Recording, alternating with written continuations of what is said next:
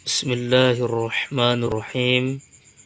Di dalam kitab Qami'ut Tughyan, Syekh Nawawi Al-Bantani memuat suatu hikayat, suatu cerita antara percakapan iblis dengan Fir'aun. Hukiya diceritakan anna iblisa atababa Fir'aun, bahwa iblis mendatangi pintu rumah atau pintu istana Fir'aun. Faqara'a alaihil bab. Lalu si iblis pun mengetuk pintunya. Faqala Fir'aun, lalu Fir'aun berkata, mendengar ketukan di pintu rumahnya atau di pintu istananya, dia pun bertanya, man hadha, siapa ini? Siapa yang mengetuk pintu rumah saya? Faqala, lalu berkata iblis, lau kunta ilahan ma jahilta. Jikalau kamu betul Tuhan, maka tidak mungkin kamu tidak tahu. Nah, ini iblis mengejek Fir'aun. Fir'aun kan dikenal sebagai raja yang hidup di zaman Nabi Musa yang mengaku sebagai Tuhan. Nah, tentunya kalau dia betul-betul Tuhan, tentu dia tahu siapa yang datang mengetuk pintunya. Falamma dakhala, maka tatkala si iblis masuk ke rumah ataupun ke istana Fir'aun, qala li Fir'aun, lalu si iblis pun berkata kepada Fir'aun. Apa kata iblis? Ata'rifu fil ardi man huwa syarrun minka.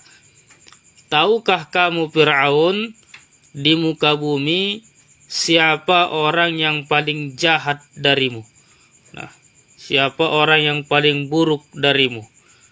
Ternyata begitu buruknya Fir'aun sampai dia mengaku sebagai Tuhan, masih ada lagi orang yang paling buruk ataupun orang yang paling jahat daripada Fir'aun. Qala, lalu Fir'aun berkata, man huwa, siapakah dia? Siapa orang yang paling buruk dari saya di muka bumi ini, kata Fir'aun. Qala, maka berkata iblis, al-hasidu, orang yang paling buruk darimu Fir'aun adalah al-hasidu, orang yang pendengki. Berarti orang yang dengki itu lebih buruk dari Fir'aun. Kenapa? Karena bahaya dengki ini, bahaya iri hati ini sangat besar. Wabil hasadi, dan sebab dengkilah, kata iblis, sebab irilah, waqa'tu bihadihil mihnati, saya terjatuh pada bencana ini. Bencana menjadi makhluk yang dilaknat oleh Allah. Iblis kan menurut cerita yang pernah diajarkan oleh guru-guru kita dulu, bahwa iblis ini orang yang taat dulu beribadah.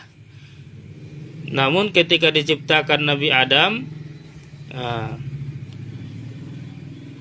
iblis pun tidak mau sujud.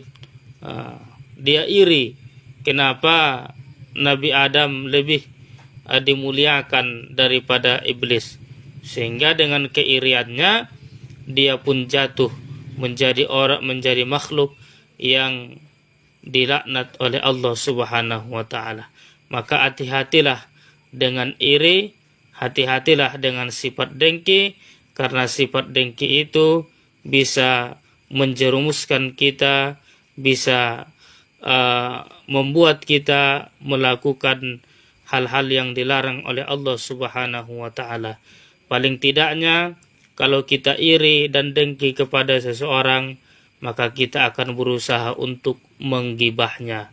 Mudah-mudahan kita jauh daripada sifat dengki. Wallahu a'lam bishawab.